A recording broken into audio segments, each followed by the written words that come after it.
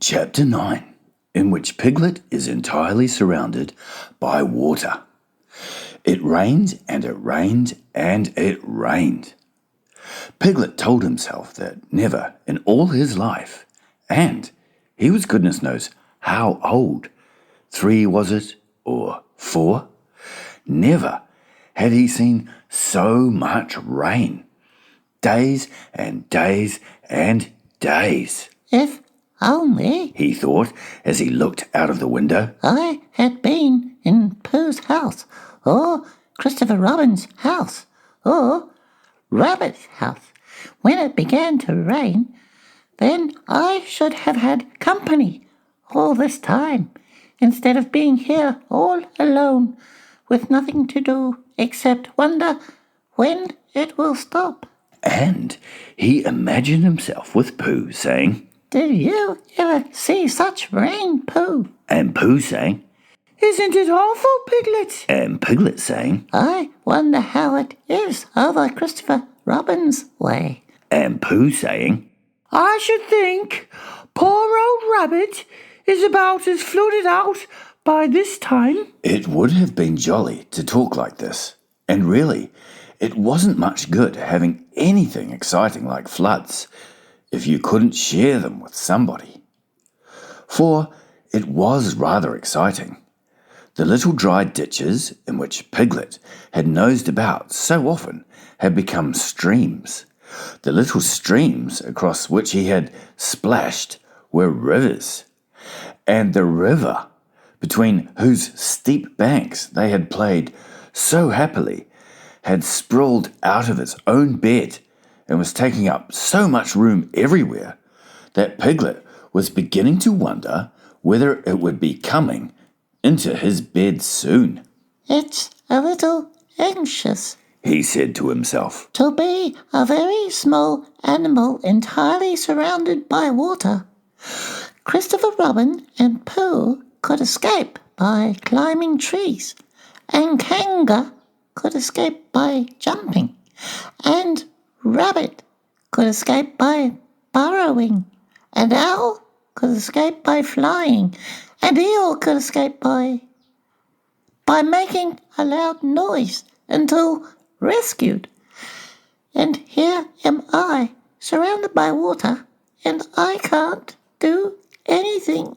It went on raining, and every day the water got a little higher, until now it was nearly up to Piglet's window, and still he hadn't done anything. There's Pooh, he thought to himself. Pooh hasn't much brain, but he never comes to any harm. He does silly things, and they turn out right. There's Owl. Owl hasn't exactly got brain, but he knows things. He would know the right thing to do when surrounded by water. There's Rabbit. He hasn't learned in books, but he can always think of a clever plan. There's Kanga. She isn't clever, Kanga isn't, but she would be so anxious about Roo that she would do a good thing to do without thinking about it. And then there's Eel. And Eel is so miserable anyhow that he wouldn't mind about this. But I wonder what Christopher Robin would do. Then suddenly he remembered a story which Christopher Robin had told him about a man on a desert island who had written something in a bottle and thrown it in the sea. And Piglet thought that if he wrote something in a bottle and threw it in the water, perhaps somebody would come and rescue him. He left the window and began to search his house, all of it that wasn't underwater, and at last he found a pencil and a small piece of dry paper and a bottle with a cork to it. And he wrote on one side of the paper, Help, Piglet, me. And on the other side, It's me, Piglet. Help, Then he put the paper in the bottle, and he corked the bottle up as tightly as he could, and he leant out of his window as far as he could lean without falling in, and he threw the bottle as far as he could throw. Splash! And in a little while it bobbed up again on the water, and he watched it floating slowly away in the distance until his eyes ached with looking. And sometimes he thought it was a bottle, and sometimes he thought it was just a ripple on the water which he was following. And then suddenly he knew that he would never see it again, and that he had done all that he could do to save himself. So now, He thought, somebody else will have to do something. And I hope they will do it soon. Because if they don't, I shall have to swim, which I can't. So I hope they do it soon. and then he gave a very long sigh and said, I wish Pooh were here. It's so much more friendly with two. When the rain began, Pooh was asleep. It rained and it rained and it rained, and he slept and he slept and he slept. He had had a tiring day. You remember how he discovered the North Pole? Well, he was so proud of this that he asked Christopher Robin if there were any other poles such as a bear of little brain might discover. There's a South Pole, Said Christopher Robin. and I expect there's an East Pole and a West Pole, though people don't like talking about them. Pooh was very excited when he heard this and suggested that they should have an expedition to discover the East Pole. But Christopher Robin had thought of something else to do with Kanga. So Pooh went out to discover the East Pole by himself. Whether he discovered it or not, I forget. But he was so tired when he got home that in the very middle of his supper, after he had been eating for little more than half an hour, he fell fast asleep in his chair and slept and slept and slept. Then suddenly he was dreaming. He was at the East Pole, and it was a very cold pole with the coldest sort of snow and ice all over it. He had found a beehive to sleep in, but there wasn't room for his legs, so he had left them outside. And wild woozles, such as inhabit the East Pole, came and nibbled all the fur off his legs to make nests for their young. And the more they nibbled, the colder his legs got, until suddenly he woke up with an Oh! and there he was, sitting in his chair with his feet in the water and water all around him. He splashed to his door and looked out. This is serious? Said Pooh. I must have an escape. So he took his largest pot of honey and escaped with it to a broad branch of his tree, well above the water. And then he climbed down again and escaped with another pot. And when the whole escape was finished, there was Pooh, sitting on his branch, dangling his legs, and there beside him were 10 pots of honey. 2 days later, there was Pooh, sitting on his branch, dangling his legs, and there beside him were 4 pots of honey.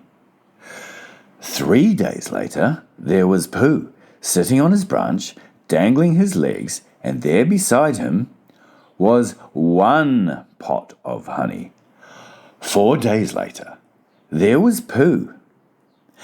And it was on the morning of the 4th day that Piglet's bottle came floating past him, and with one loud cry of Pooh plunged into the water, seized the bottle, and struggled back to his tree again. Bother! Said Pooh as he opened it. All that wet for nothing. What's that bit of paper doing? He took it out and looked at it. It's a message, He said to himself. That's what it is. And that letter is a P. And so is that. And so is that. And P means poo. So it's a very important message to me, and I can't read it. I must find Christopher Robin or Owl or Piglet, one of those clever readers who can read things, and they will tell me what this message means. Only I can't swim. Bother! Then he had an idea, and I think that for a bear of very little brain, it was a good idea. He said to himself, If a bottle can float, then a jar can float.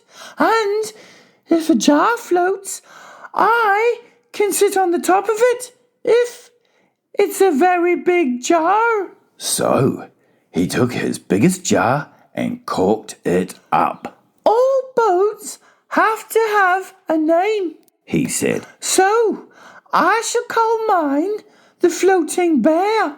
and with these words, he dropped his boat into the water and jumped in after it. For a little while, Pooh and the floating bear were uncertain as to which of them was meant to be on the top. But after trying one or two different positions, they settled down with the floating bear underneath and Pooh triumphantly astride it, paddling vigorously with his feet. Christopher Robin lived at the very top of the forest. It rained and it rained and it rained, but the water couldn't come up to his house. It was rather jolly to look down into the valleys and see the water all round him, but it rained so hard that he stayed indoors most of the time and thought about things. Every morning he went out with his umbrella and put a stick in the place where the water came up to. And every next morning he went out and couldn't see his stick anymore. So he put another stick in the place where the water came up to. And then he walked home again. And each morning he had a shorter way to walk than he had had the morning before. On the morning of the 5th day, he saw the water all round him and knew that for the first time in his life he was on a real island, which was very exciting.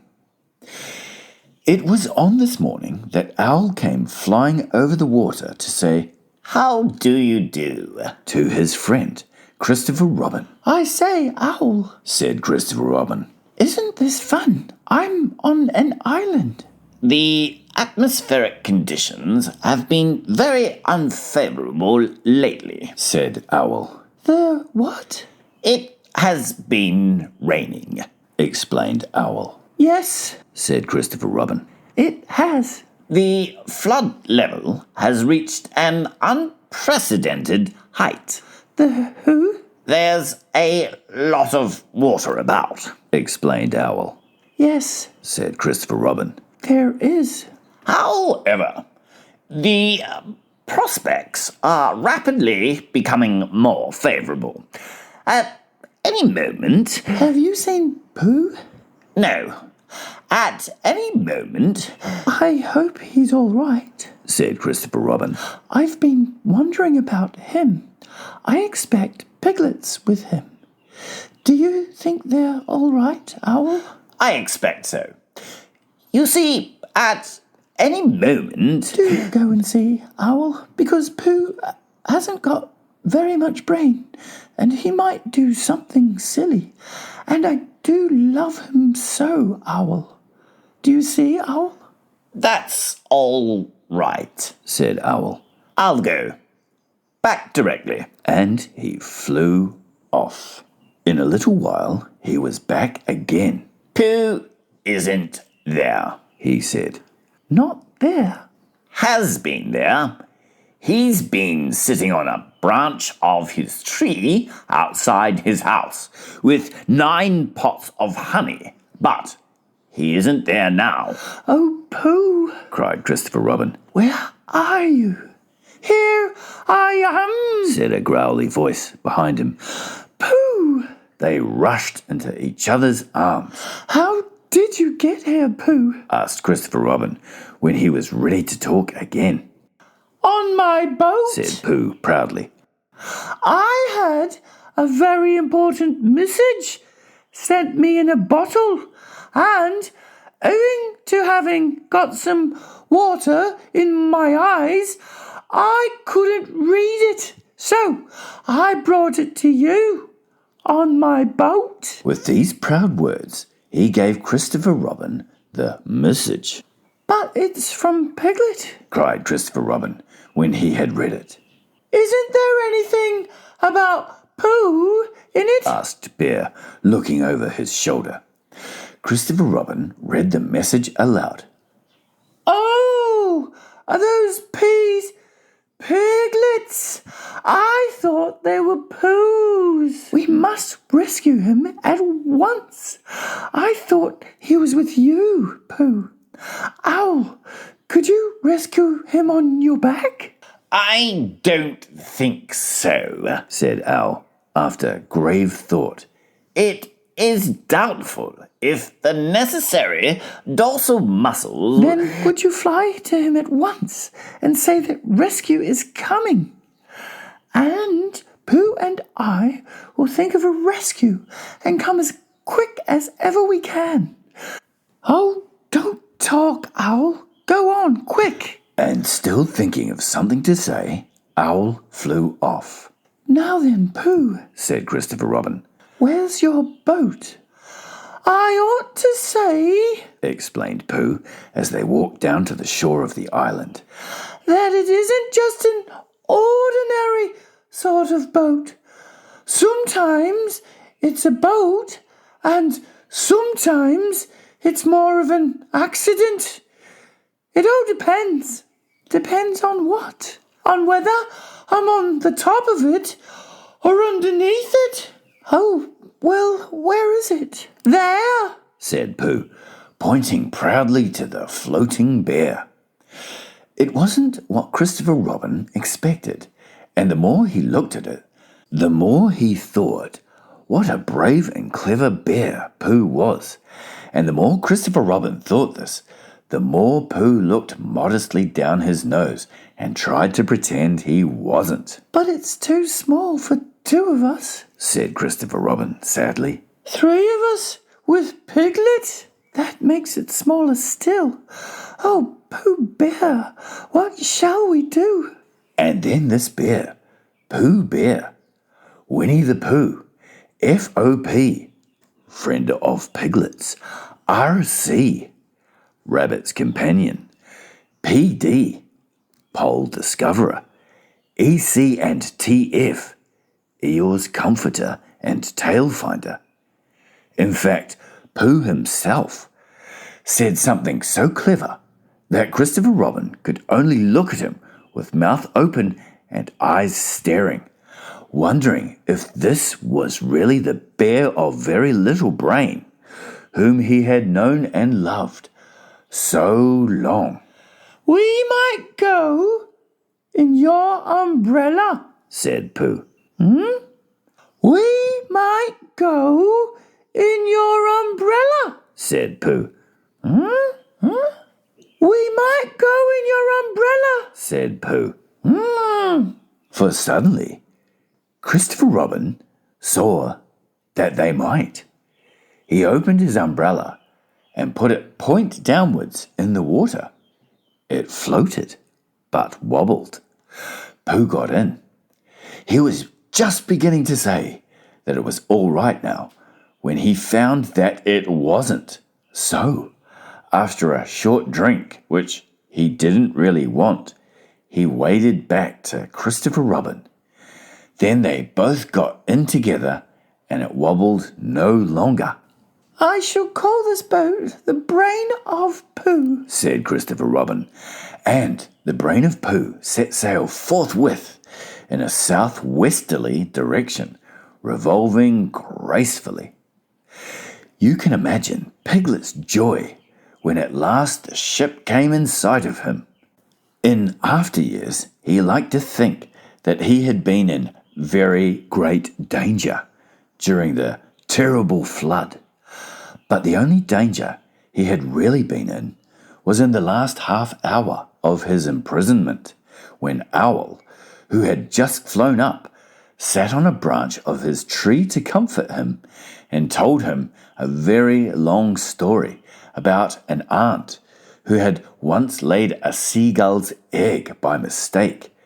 And the story went on and on, rather like this sentence, until Piglet, who was listening out of his window without much hope, went to sleep quietly and naturally, slipping slowly out of the window towards the water until he was only hanging on by his toes, at which moment, luckily, a sudden loud squawk from Owl, which was really part of the story, being what his aunt said, woke the piglet up and just gave him time to jerk himself back into safety and say, How interesting. And did she?